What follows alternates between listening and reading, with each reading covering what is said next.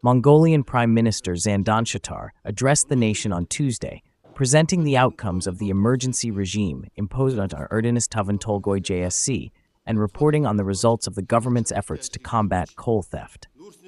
In his statement, the Prime Minister said, "On July 9, 2025, we imposed an emergency regime on Erdenis Tavan Tolgoy JSC and launched inspection measures.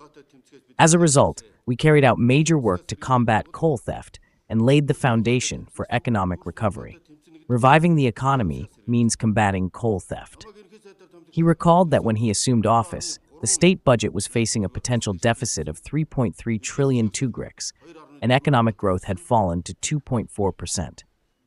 For the first time in history, however, 2.2 trillion tugriks were saved through budget amendments. According to the Prime Minister, inspections revealed numerous forms of coal theft, all of which were submitted to the Independent Authority Against Corruption, IAAC, with supporting evidence. He highlighted problems such as the construction of a coal concentrator worth 1 trillion tugriks located 18 kilometers from the mine, which resulted in excessive transportation costs, later significantly reduced under the special regime. He also criticized the prolonged idleness of a coal washing plant with a capacity of 10 million tons, noting that construction of a conveyor line worth 280 billion tugriks had begun to bring the facility into operation. In his remarks, the Prime Minister said he had hoped for full cooperation in the fight against coal theft, but expressed regret that the Speaker of Parliament had been linked to the issue. Unity must be based on justice. There can be no unity that shields corruption and coal theft, he stressed.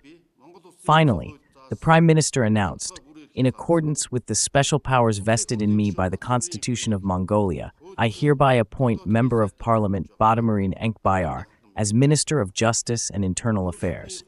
This appointment is made to ensure that our fight against coal theft continues with even greater vigor and determination." Dava Surin, a national champion herdswoman from Bayantal-Sum, Gobi-Sumber province, has been raising an orphaned foal with devotion, patiently training it to drink milk from a bucket instead of suckling. The sight of the young foal eagerly running to her and drinking with joy has captured the hearts of many. This foal was orphaned when it was very young. When I call "Gurui, Gurui," it comes running to me. It is a filly, and it drinks milk from this bucket. I have trained it this way, and every time I call, the poor little one comes running. When the other mares were being milked, the orphan foal would try to push in and disturb them, so now I keep it in this pen. Yes, it is a poor, motherless animal, but this winter it will graze on grass and grow strong to become a horse.